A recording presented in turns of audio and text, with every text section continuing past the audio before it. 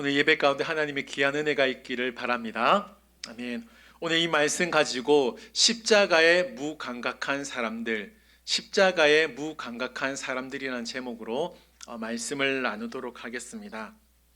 오늘 본문이 마태복음 27장 27절부터 44절까지인데 오늘 본문이 27절에 보시면 이에라는 단어로 오늘 본문이 시작되고 있습니다. 원문으로 보시면 그때라는 단어로 번역될 수 있는데 이 말씀의 의미는 앞절과 연결된다는 것을 알 수 있습니다. 앞절까지 내용을 보시면 가룟 유다는 자신의 스승이었던 예수님을 은 30에 팔았고 대제사장들과 사두개인들은 예수님을 거짓 고소하여 로마에게 넘기고 말았습니다. 이 이후에 이제 빌라도가 등장하게 되는데 빌라도가 예수님을 겹겹이 조사했음에도 불구하고 아무런 죄를 발견하지 못했다는 것이죠. 그래서 빌라도는 죄가 없었기 때문에 예수님을 석방시키려고 했습니다. 그러나 성난 유대인들의 민심을 잠재우기 위하여 예수님을 대신하여 살인자 바라바를 놓아주기로 결정했다는 것이죠. 결국 바라바가 져야 할 십자가를 예수님이 지시게 되었다는 겁니다. 우리가 빌라도의 모습을 보면서 한 가지 안타까운 점이 뭐냐면 빌라도는 사람을 두려워한 것이 아쉬웠다는 겁니다. 뭐라고요? 예, 빌라도는 사람을 두려워한 것이 아쉽다는 겁니다. 사실 따지고 보면 빌라도는 성난 유대인들을 잠재울 수 있는 권력, 힘을 가지고 있었던 인물입니다. 백성들이 소란을 일으킬지라도, 소요를 일으킨다 할지라도, 아니면 심지어 반란을 일으킨다 할지라도 한 지역을 다스리는 총독으로서 어떻게 하면 될까요? 군인들을 그 소란을 일으키는 곳에 보내어서 손쉽게 진압할 수도 있는 위치에 있었던 사람이 빌라도였다는 것입니다. 그런데 오늘 본문 우리 앞절을 잘 보시면 빌라도는 자신이 가지고 있던 그 총독의 자리를 잃어버릴까 봐 유대인들의 눈치를 보고 있었다는 겁니다. 사실 빌라도는 여봐라, 예수님은 죄가 전혀 없다. 그런데 너희들은 왜 죄 없는 예수를 이렇게 죽이고자 하느냐? 너희들이 정말 무죄한 자를 죽여도 되느냐? 이렇게 반문할 수도 있었거든요. 근데 이 성난 유대인들 때문에 빌라도는 눈치를 보고 있었다는 겁니다. 왜냐하면 예수님은 잃어버린다 할지라도 자신의 자리였던 이 총독을 잃어버릴 수 없었기 때문입니다. 이것이야말로 십자가의 무감각한 첫 번째 모습이었다는 것이죠. 당시 유대인들은 로마 지배를 받고 있었습니다. 그래서 로마 황제가 유대인 지방을 다스리기 위해서 총독이라는 자리를 마련하여 파견을 보냈습니다. 자신을 대신할 파견할 자를 보냈다는 것이죠. 그래서 총독 자리를 유지하려면 로마 정부에 소위 말하면 사바사바를 잘해야 됐습니다. 황제의 눈에 들어야 했고 백성의 눈치를 볼 수밖에 없었다는 것이죠. 그렇다 보니까 빌라도는 마음으로는 예수님을 놓아주고 싶었지만 총독의 자리는 잃는 것이 더 두려웠기 때문에 결국 예수님을 십자가에 죽이기로 작정한 것이죠. 로마 정부는 십자가에 사람을 죽이는 것이 너무나도 잔인했기 때문에 자신의 나라 백성이었던 로마 사람은 십자가에 죽이지 않기로 결정했습니다. 어떤 사람을 죽이냐면 아주 큰 분란을 일으키거나 흉악범이었던 자들에게만 십자가의 처형이 내려지게 되었다는 것입니다.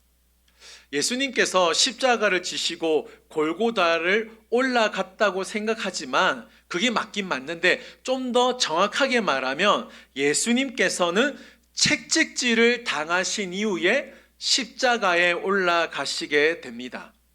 채찍 끝에는 날카로운 쇠나 뼈가 달려 있었기 때문에 채찍에 한 번 맞을 때마다 살점이 떨어져 나가는 큰 고통을 당할 수밖에 없었다는 겁니다. 예수님께서 몇십 대 채찍을 맞고 난 이후에 십자가를 지시게 되는데, 여러분 우리가 일반적으로 생각할 때 십자가를 어떻게 지고 갔다고 생각하죠? 예, 십자가를 이렇게 지고 갔다. 그러니까 십자가 형틀이라 생각하시고 십자가를 이렇게 지고 갔다라고 생각하지만, 좀 더 정확하게 말하면 가로로 된 나무만 예수님께서 지고 가셨다는 겁니다. 세로로 된 나무는 이미 골고다 언덕에 박혀 있었다는 거예요. 박혀 있었다는 겁니다. 사형장에 도착했을 때 가로로 된 나무에 두 손이 박히게 되었고, 세로로 된 나무에는 올려지면서 두 발이 한 못에 박히게 되었다는 것이죠. 한번 생각해 보세요. 이미 온몸에는 채찍질 때문에 살점이 떨어져 나가 있고 피가 철철 흘러 넘치고 있었을 겁니다. 굉장히 고통 가운데 있었다는 것이죠. 십자가의 고통이 무서운 이유 중에 하나가 뭐냐면, 시간이 지날수록 고통을 느끼는 것도 문제입니다만, 그 고통을 느끼면서 지금 내가 죽어가고 있구나, 이걸 느끼는 것이 십자가의 형틀의 가장 큰 무서운 이유였다는 것입니다. 오늘 본문 말씀 보면 재미있는 장면이 나오는데, 그것이 뭐냐면 십자가 근처에, 십자가 주변에 있었던 사람들이 등장한다는 것이죠. 이 사람들을 하나하나 잘 보면 십자가에 전혀 감흥이 없었던 사람이었다는 것입니다.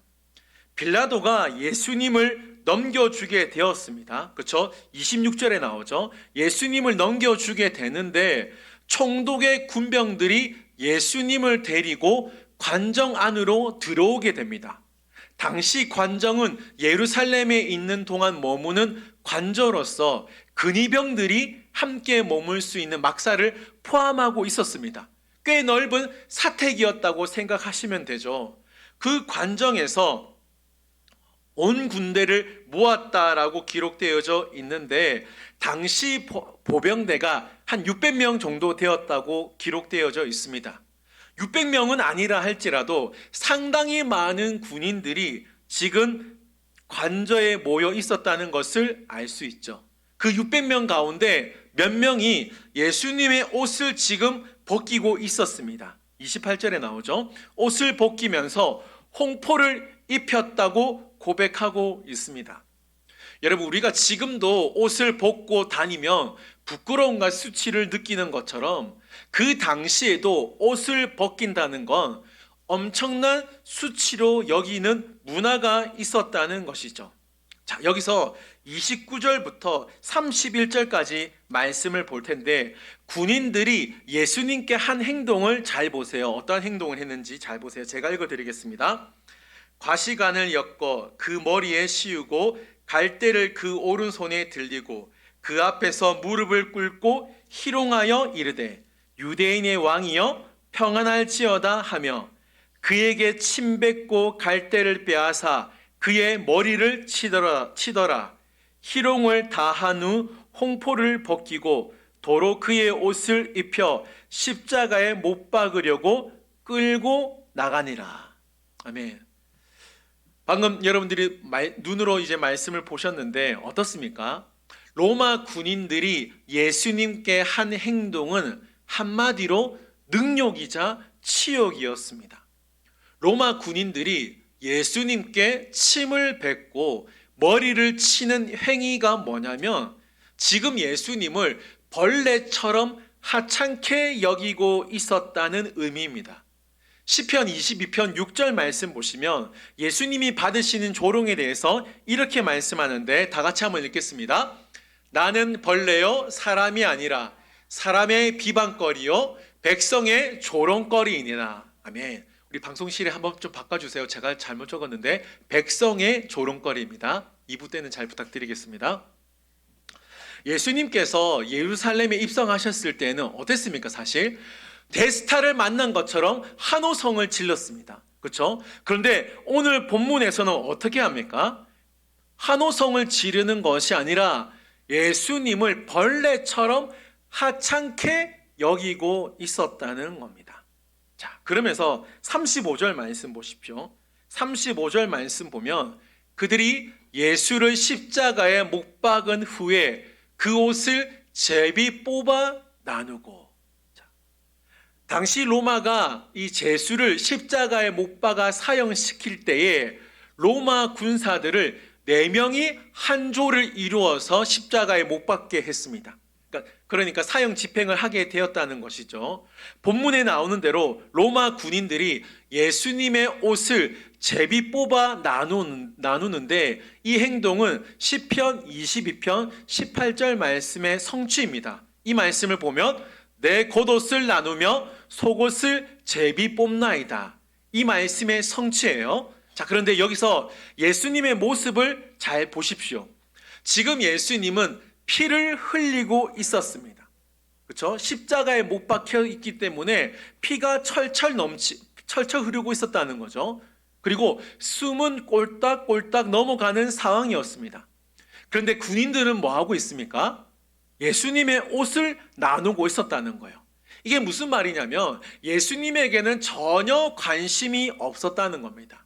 일말의 동정심도 없었다는 거죠. 로마 군인들은 그저 예수님의 옷에만 관심을 가지고 있었다는 겁니다. 왜 로마 군사들은 예수님의 옷에만 관심을 가지고 있었을까요? 당시 로마 군인들은 십자가형을 집행하면서 죄수의 옷을 취할 수 있었습니다. 그러니까 죄수의 옷을 가져갈 수 있었습니다. 왜냐하면 집으로 오는 길에 그 옷을 팔아서 술이나 아니면 약간의 음식을 살 수 있는 돈을 받을 수 있었거든요. 그래서 예수님의 옷에만 지금 관심이 있었지, 왜 예수님이 죽는지, 왜 예수님이 십자가에 죽는지에 대해서는 전혀 관심이 없었다는 겁니다. 무감각한 모습을 보여주고 있다는 것이죠. 38절 말씀입니다. 38절 말씀 우리 다 같이 한번 읽겠습니다. 시작. 강도들이 십자가에 못 박히니 하나는 우편에 하나는 좌편에 있더라. 아멘. 세 번째로 십자가에 무감각한 사람은 2명의 강도들입니다. 2명의 강도들. 지금 골고다 언덕 위에 3사람이 십자가에 달려 있었습니다. 이름을 알 수 없는 2 강도와 함께 예수님이 지금 십자가에 못 박혔습니다. 하나는 예수님의 우편에, 하나는 예수님의 좌편에 못 박히게 되었던 것이죠. 예수님과 2 강도는 인간적으로 보면 똑같은 상황에 놓여 있었습니다. 그렇죠? 사형받는 것이 똑같았고 십자가에 처형되는 것이 똑같았습니다. 그런데 신기한 장면이 뭐냐면 2 강도들은 44절에 나오는 대로 예수님을 욕했다는 것이죠. 욕했다. 여기서 욕했다의 의미가 뭐냐면 조롱하다, 빈정대다, 비난하다는 의미입니다. 그러니까 2 강도가 예수님을 보고 조롱하고 빈정대고 비난했다는 거죠. 사실 오히려 사람들은 2 강도를 향해서도 욕해야 되는데 오늘 본문 말씀을 보시면 2 강도들이 오히려 예수님을 비난했다라는 겁니다. 그런데 누가복음 23장 말씀에 가면 재미있는 장면이 나옵니다. 똑같이 십자가에 처형되고 있었던 2 강도 중에 한 사람이 갑자기 마음이 바뀌어서 예수님에게 예수님, 당신의 나라가 임하실 때 나를 기억하여 주시옵소서 이렇게 간구하게 되었다는 것이죠. 이 2 강도에 대한 부분은 다음 주 이 시간에 좀 더 자세하게 살펴보겠습니다. 하여튼 오늘 본문에 나오는 2 강도도 어떻다는 거죠? 십자가에 무감각한 사람들이었다는 것을 알 수 있습니다. 39절 말씀입니다. 39절 말씀 보면 지나가는 자들은 자기 머리를 흔들며 예수를 모욕하여. 39절에 지나가는 자들이 나오죠. 이들도 어떤 행동을 보입니까? 로마 군사들처럼 비슷하게 머리를 흔들면서 예수님을 보며 욕설을 퍼부었다는 것을 알 수 있습니다. 41절 보세요. 41절 보면 그와 같이 대제사장들도 서기관들과 장로들과 함께 뭐 했다 그러죠? 희롱하여 이르되. 대제사장, 서기관, 장로들은 어떠한 자들입니까? 사실은 예수님이 오셨을 때 가장 먼저 환영하고 반가워해야 될 인물들이었습니다. 그렇죠? 그런데 오늘 본문 말씀을 잘 보시면 반가워하는 것이 아니라 예수님을 보고 희롱했다라는 거죠. 그러니까 조롱하고 욕했다는 것을 알 수 있습니다. 예수님은 금요일 새벽에 체포되어서 산헤드린 공회원들에게 사형 선고를 당하셨고, 이로 인하여 예수님은 본격적으로 박해와 조롱을 받게 되었다는 것이죠. 그 첫 번째가 빌라도였고, 오늘 본문에 나온 대로 로마 군인들, 두 강도들, 지나가는 자들, 대제사장, 서기관, 장로들, 이게 순차적으로 예수님을 모욕하게 되었다는 것입니다. 오늘 본문에 수많은 사람들이 등장하는데 이들의 공통점이 뭐였냐면 예수님에게는 전혀 관심 없고 십자가에 무감각한 자들이었다는 것입니다. 자, 우리 길지만 40절부터 42절까지 우리 이 말씀 길지만 다 같이 한 목소리를 읽겠습니다. 시작. 이르되 성전을 헐고 사흘에 짓는 자여, 네가 만일 하나님의 아들이거든 자기를 구원하고 십자가에서 내려오라 하며 장로들과 함께 희롱하여 이르되 그가 남은 구원하였을 때 자기는 구원할 수 없도다. 그가 이스라엘의 왕이로다. 지금 십자가에서 내려올지어다. 그리하면 우리가 믿겠노라. 아멘. 41절에 나오는 대로 대제사장, 서기관, 장로들이 의기양양하게 지금 예수님을 욕하고 있습니다. 자, 그런데 이 욕을 잘 들어보시면, 마태복음 4장에 등장하는 사탄의 시험이 생각난다는 것이죠. 사탄이 예수님을 시험할 때 뭐라고 했습니까? 네가 만일 하나님의 아들이거든 이 돌을 떡덩이가 되게 하라. 네가 만일 하나님의 아들이거든 성전 꼭대기에서 뛰어내리라. 이 말을 한 것처럼 오늘 본문에서도 뭐라 그럽니까? 40절에 나오죠. 네가 만일 하나님의 아들이거든. 마귀의 유혹과 굉장히 비슷한 말을 하고 있다는 것이죠. 지금 마귀가 노리는 것이 뭐냐면 예수님을 십자가가 없는 구원자로 만들고자 한 것입니다. 자, 중요합니다. 지금 마귀가 노리는 것이 뭐냐면 예수님을 십자가가 없는 구원자로 만들고자 한다는 것이죠. 마귀는 지금 예수님이 십자가를 지지 않고 하나님의 구원 계획대로 희생을 치르지 않는 구원자가 되기를 원했다는 겁니다. 이를 위해 지금 마귀가 사람들을 사용하고 있다는 것이죠. 사랑하는 성도 여러분, 오늘 본문을 통해서 우리가 절대 놓치지 말아야 될 사실이 뭐냐면 예수님이 힘이 없었기 때문에 십자가의 아픔을 당하는 것이 절대 아니라는 것입니다. 예수님은 지금 실패했기 때문에 십자가에서 죽으시는 것이 절대 아니라는 것입니다. 이사야서 53장 5절 말씀, 우리 말씀 다 같이 한번 읽도록 하겠습니다. 시작. 그가 찔림은 우리의 허물 때문이요 그가 상함은 우리의 죄악 때문이라. 그가 징계를 받음으로 우리는 평화를 누리고 그가 채찍에 맞음으로 우리는 나음을 받았도다. 아멘. 여러분, 예수님은 천지 만물을 창조하시고 지금도 살아계신 하나님의 아들이십니다.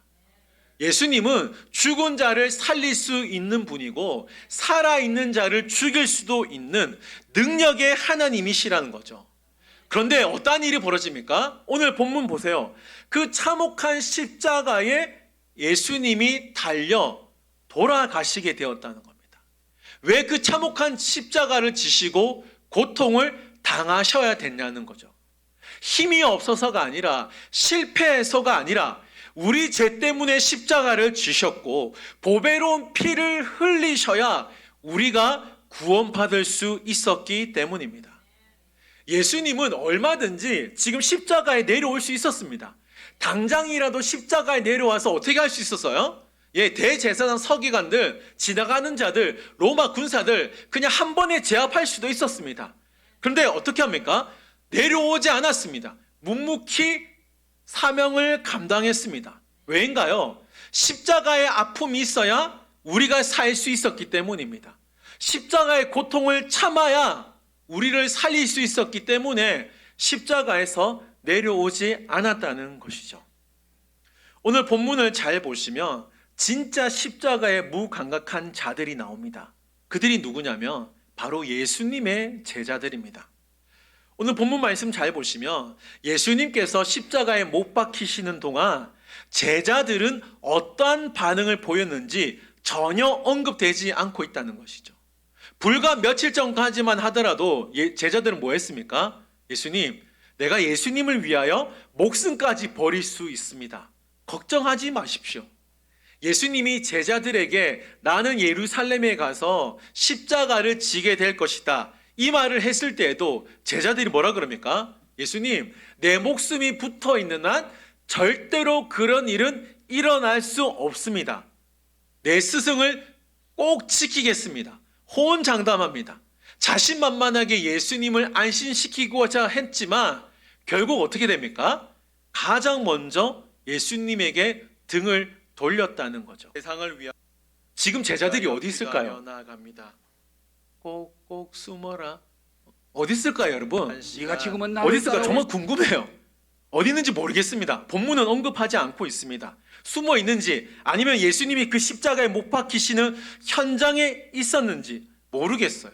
그 어디에서도, 신약 성경 어디에서도 이 제자들의 반응이 나오지 않고 있다는 겁니다. 우리는 제자들의 모습을 알 수 없지만 한 가지는 알 수 있어요. 그 모습이 뭐냐면 예수님의 모습이라는 거죠. 예수님께서 십자가를 지시고 골고다로 올라가실 때 모든 사람들이 예수님을 향하여 루저라고 얘기합니다. 실패자, 범죄자, 미친 자라고 과음을 질렀다는 것이죠.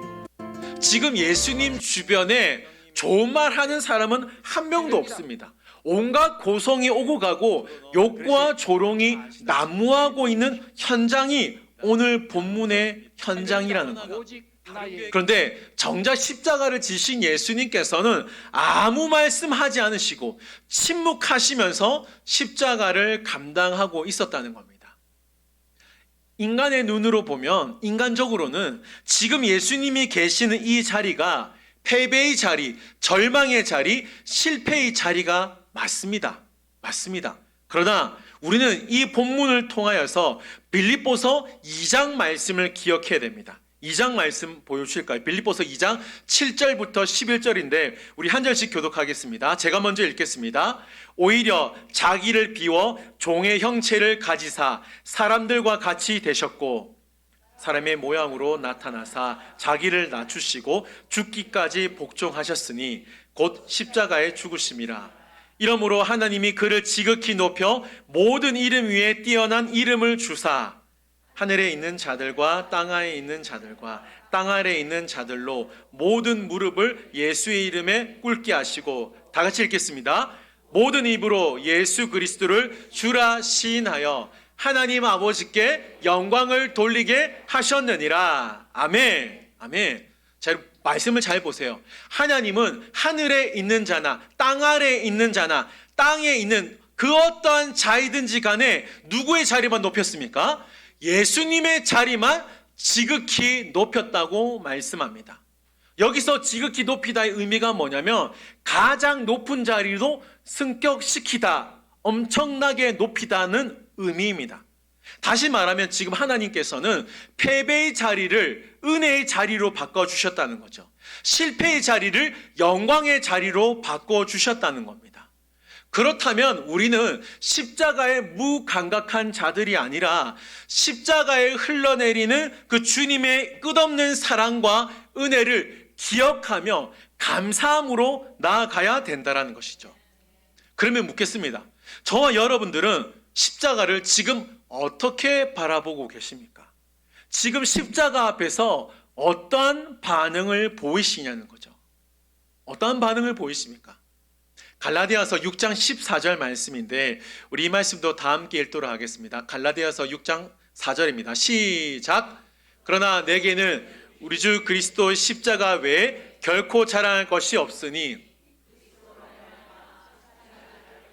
십자가에 못 박히고 내가 또한 세상을 대하여 그러하니라. 아멘. 우리가 인생을 살다 보면 자랑할 것이 참 많이 있지 않습니까? 부모들이 자랑하는 걸 잘 들어보면 자녀들을 자랑합니다. 자녀들의 능력을 자랑하죠.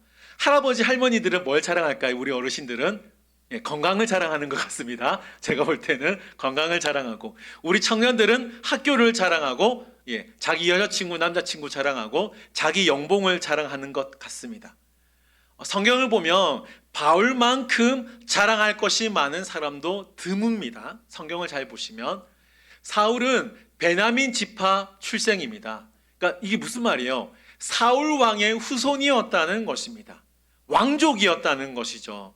히브리인 중에 히브리인이었고 율법으로는 전혀 흠이 없을 만큼 율법을 잘 지키는 자가 사울이었다는 것입니다.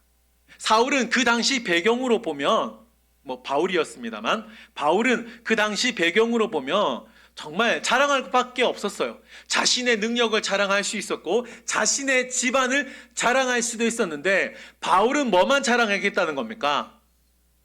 십자가만을 자랑하겠다는 겁니다. 다시 한번 말씀 보여주실까요? 다시 한번 말씀 보여주시면 바울이 뭘 자랑한다는 거예요? 예수 그리스도의 십자가 외에 결코 자랑할 것이 없다라는 겁니다. 지금 바울은 십자가 외에 결코 자랑할 것이 없음을 이중부정을 사용하고 있다는 거예요. 바울은 자신의 인생 가운데 진짜 자랑할 건 딱 하나, 십자가밖에 없다라는 겁니다. 오늘 본문에 나오는 모든 자들은 십자가에 아무런 관심이 없었는데 오직 바울만 십자가에 관심을 갖고 십자가를 자랑하고 있었다는 거예요. 왜 바울은 십자가만 자랑했을까요? 왜 자랑했을까요? 우리는 하나님의 은혜로 살아가는 자들이기 때문입니다. 여러분 꼭 기억하시기 바랍니다. 우리가 십자가만을 자랑해야 되는 이유가 뭐냐면 우리는 하나님의 은혜로 살아가는 자들이기 때문입니다. 하나님의 은혜로 살아가는 자의 의미가 뭘까요? 사실 우리는 스스로 구원받을 수 없는 존재입니다. 우리가 하나님 앞에 설 수 있는 유일한 방법이 뭐냐면 십자가의 은혜로 설 수 있다라는 거예요. 그래서 바울은 뭐라 그러죠? 십자가만을 자랑하겠다라고 말씀하고 있다라는 겁니다. 자, 그렇다면 우리는 어떻습니까? 오늘 이 시대의 가장 큰 문제가 뭐냐면 하나님을 향한 무감각이 문제라는 거예요. 하나님을 향해 아무런 감각이 없다라는 겁니다. 하나님을 향한 기쁨도 없고 하나님을 향한 감사도 없고 하나님을 향한 찬양도 없이 그냥 살아간다라는 겁니다.